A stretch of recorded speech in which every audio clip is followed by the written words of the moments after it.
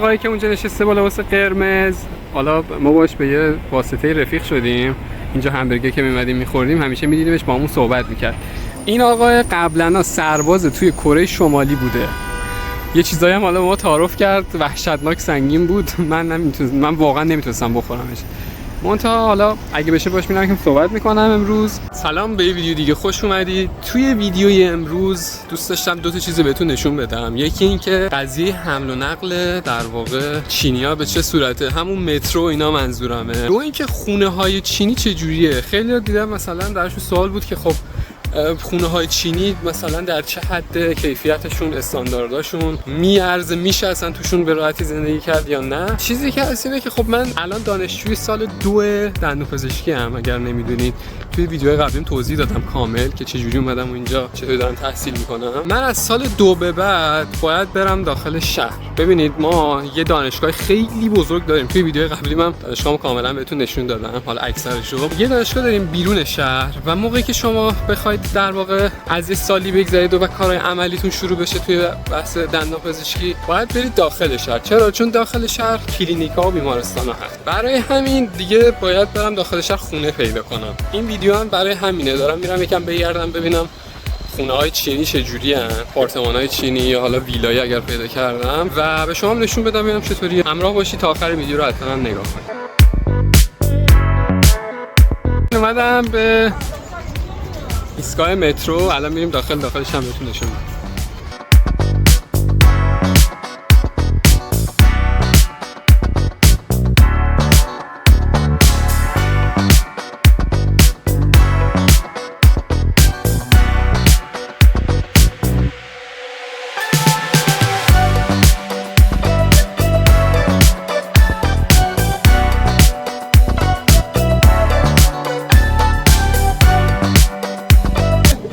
چیزایی گذاشتن اینجا که شما یه وقت از در واقع خط زرد رد نشید و بیفتید توی خط یا کسی قولتون نداره. اینجا این خبران نیست ولی بالاخره بازم ممکنه دیگه. خلاصه که خیلی امنیت رو رعایت کردن و براشون مهمه.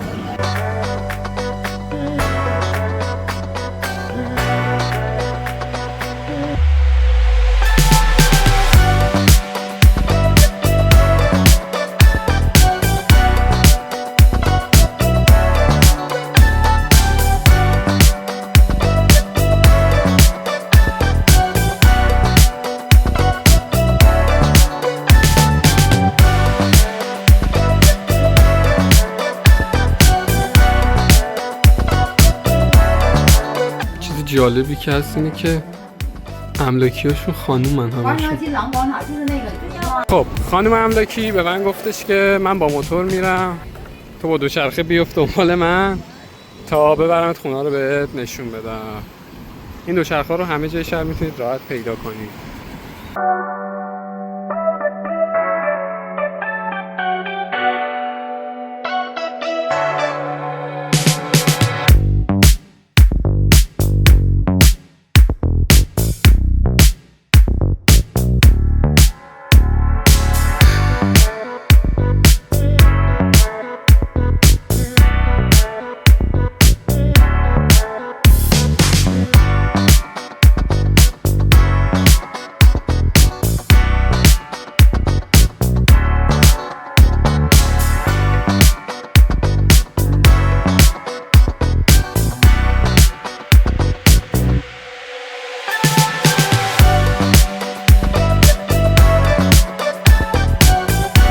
اینجا وارد یکی از لابی‌های ساختمان‌ها شدیم.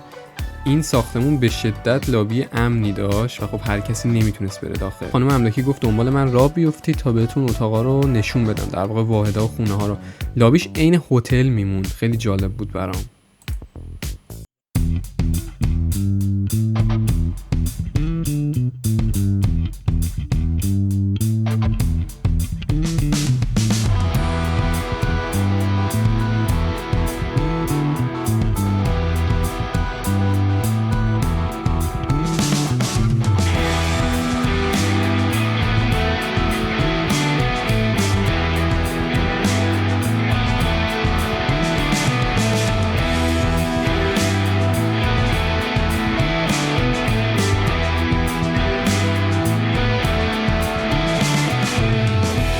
al inicio del ser.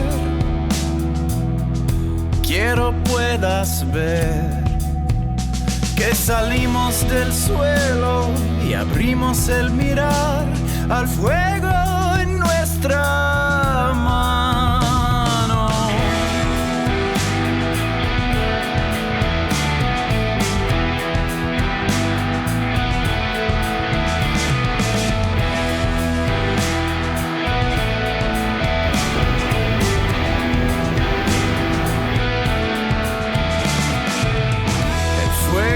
Habló en lenguas, el tambor fue el sol. Bailamos en aliento, con silencio en el pulmón y el tiempo. از ترافیک‌های چینی. توی چین هم ترافیک هست. حتی بیشتر گاهن. Nacidos del cielo, paridos del llano. Somos el fuego, somos la mano.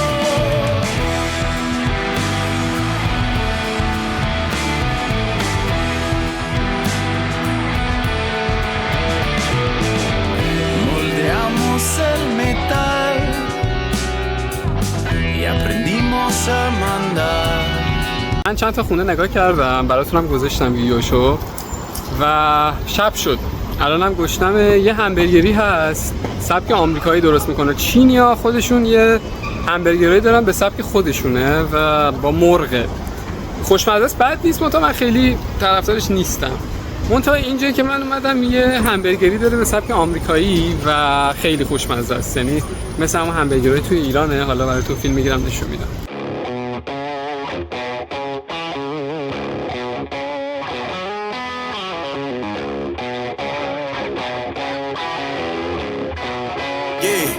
Yeah, came through flexing cause they know I got the sauce.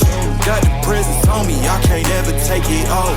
That's why I came, country boy stepping, yeah, I'm country boy stepping. Country boy stepping, yeah, I'm country boy stepping. Yeah, they can't get like me, rockin' boots and white tee. Designer on my cuff link, something like a movie. Country boy stepping, yeah, I'm country boy stepping. Country boy stepping, yeah, I'm country boy stepping. Artist out the ranch, I just told you that I'm about it. I might take offense if you tell me that you doubt it. آقایی که اونجا نشسته با لباس قرمز، حالا ما باش به یه واسطه رفیق شدیم. اینجا همبرگر که می‌اومدیم می‌خوردیم همیشه می‌دیدیمش، با همون صحبت می‌کرد. این آقا قبلا سرباز توی کره شمالی بوده. یه چیزایی هم حالا ما تعارف کرد، وحشتناک سنگین بود. من واقعا نمیتونستم بخورمش. منتها حالا اگه بشه باش میرم که صحبت می‌کنم امروز، در واقع امشب. و این آقای آره از کره شمالی به عنوان، یعنی فرار نکرده بود، به عنوان کسی که مثلا یه سری رو میفرستن از کره شمالی به چین برای تحصیل. بعد پلن اینه که بعد اینکه تحصیل کردن برگردن خود چین. این با زن و بچهش بر نگشت، یعنی همینجا ازدواج کرد، همینجا بچه دار شد و همینجا موند. حالا اینکه چه جوری مونده چینو و چطوری برش نگردوندن رو نمیدونم، چون همونطور که میدونید چین پناهندگی نداره، خصوصا به شهروندایی مثلا شهروندای کره شمالی اینا خیلی حساسه. حالا اینکه دیگه چه جوری اینجا مونده رو نمیدونم، ولی داستان جالبی داشت اینا.